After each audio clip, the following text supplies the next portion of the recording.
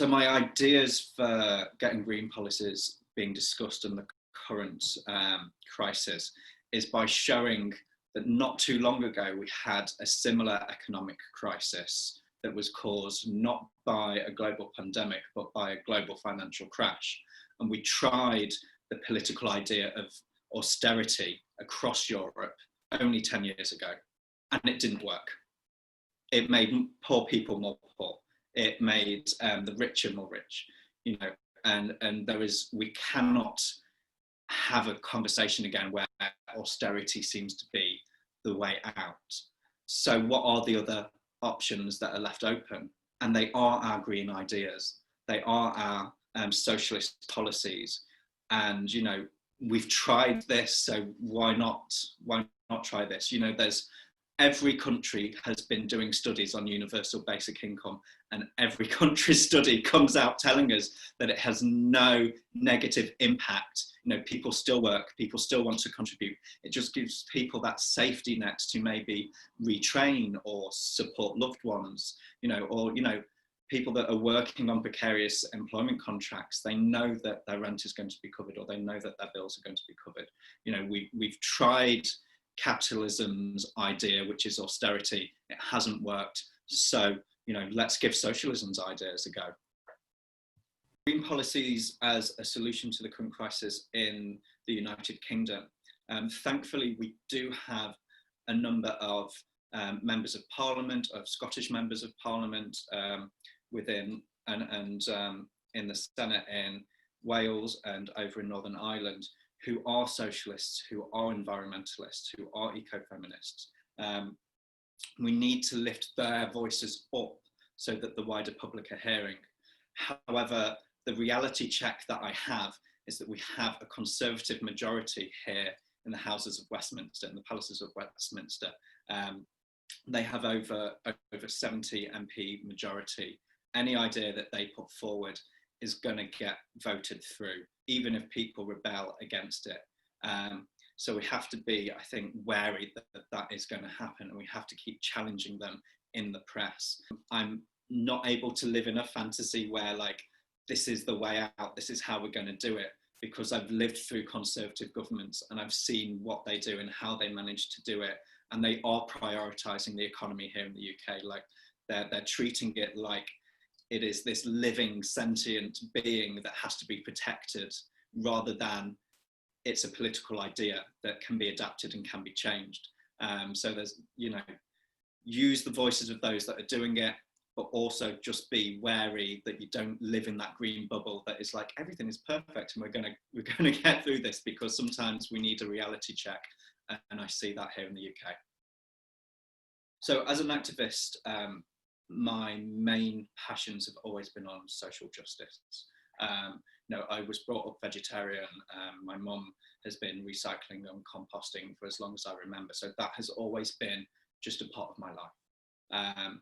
The more I've got involved in ecofeminism, in social and environmental justice politics, the more I realise that some of our policies and some of our ideas leave people behind.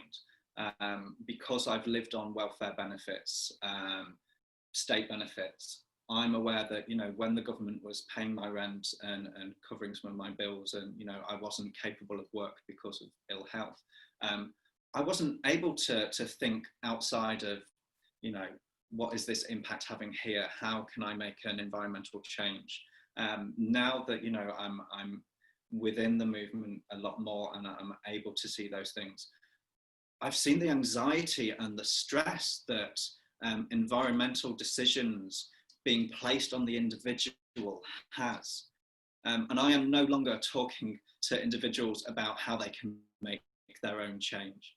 Like, it's being done. We know, carry a reusable bag, stop using plastic straws, use a keep cup. We know all of this, but the pressure that we put on the individual, whilst these 100 companies that make over 71% of the pollution and the emissions aren't doing anything, we need to shift that. We need to shift that pressure off the individual and onto the corporations.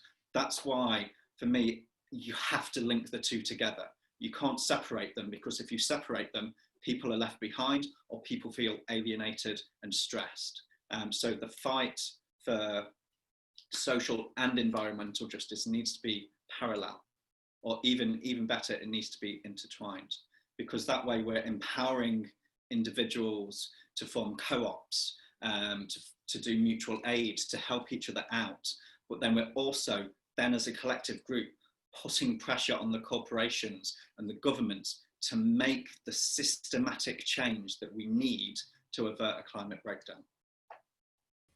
If I had the choice between passing a law on environmental protection or on social justice, I would choose environmental protection. And that's kind of shocked me a little bit. I do not believe that if I had this chance, I don't believe I can leave environmental protections to the people who are already in charge, because they're not doing it.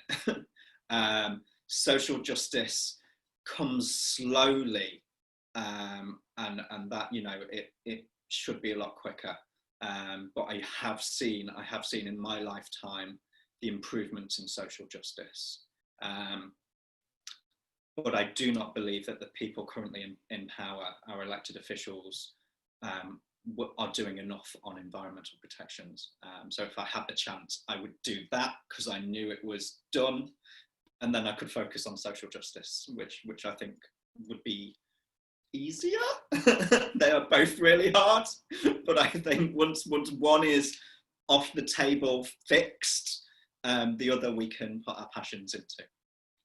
If I could implement one European policy instantaneously, it would be a universal basic income. I think having a universal basic income gives people more choice.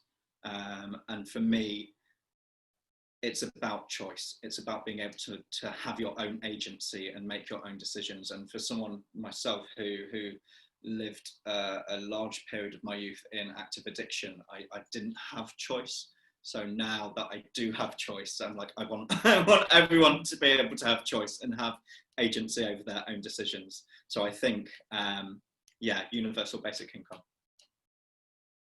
I think FIEG's role within Europe is to be the voice of reason, the voice of hope. It's to challenge bigotry, it's to challenge capitalism, it's to challenge these policy ideas that leave people out, that only support majority wealthy countries or majority wealthy individuals.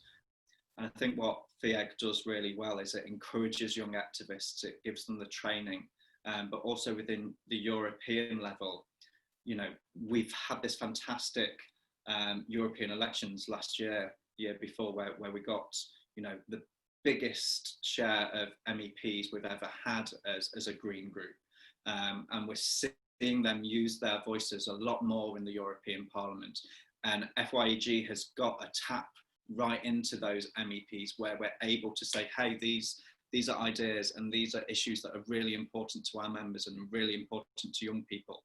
And because we have, you know, a small, strong, vocal group of young MEPs that have come from FYEG training and have been part of our activisms, and they know and they're able to like speak and they're able to get a lot more MEPs on board. So I think, you know, we foster these ideas, we're able to then work with the European Parliament, we're able to create policy ideas and papers, and we're hopefully able to then get them discussed at a European level. And I think that's so important that you know, from someone who lives here in the UK, who is now outside of the EU, to still see this cooperation on a European level is one of the most beautiful things that I see in politics.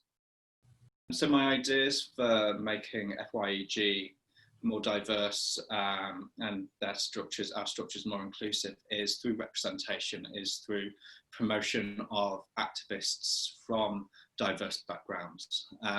So we're having a conversation within the EC at the moment about how we can revitalise the monthly newsletter, so that when our you know, when the people that we're wanting to engage with are looking at what we do, and they see people who they identify with, and they're like, well, this is a group of people that I can get involved in. Like, I'm seeing someone who is similar to me doing these things, you know, this is something that I want to do as well. My ideas for getting FIEG's internal organisation more feminist is definitely engaging with the feminist network a lot more, reaching out to them, ensuring that they're not suffering from burnout, ensuring they're getting the support from the office that they need as well. And also, again, you know, I mentioned it earlier in the interview about representation. If we see representation, if we prioritise and support candidates from the feminist network, then we see our structures being a lot more feminist. And for me, feminism is equality, it's pure equality. Ecofeminism, you know, at its heart is intersectional. And, you know, I think that's something we need to be striving for, is intersectionality within the movement to make it more feminist. So my aims for this term within FYEG is really to get a report put out about the states of LGBTIQA+ rights and feminist rights across Europe. The two for me are the same. Feminist rights and queer rights, it's the same struggle.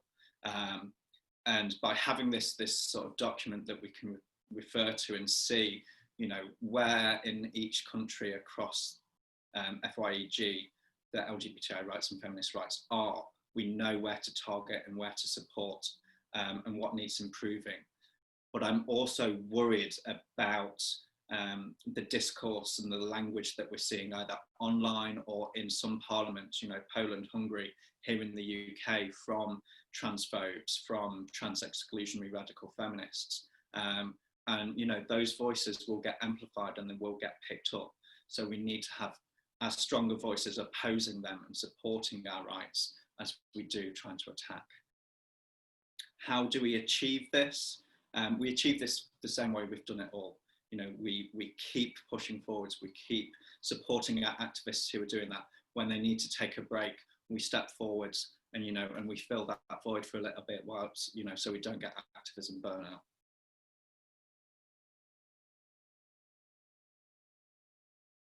Pineapples. I'm plant-based pretty much anyway. I've been brought up vegetarian, so it would be pineapples, and I apologise so much to the Mediterranean MOs who are gonna come at me for this, and say at least it's not kiwi on pizza.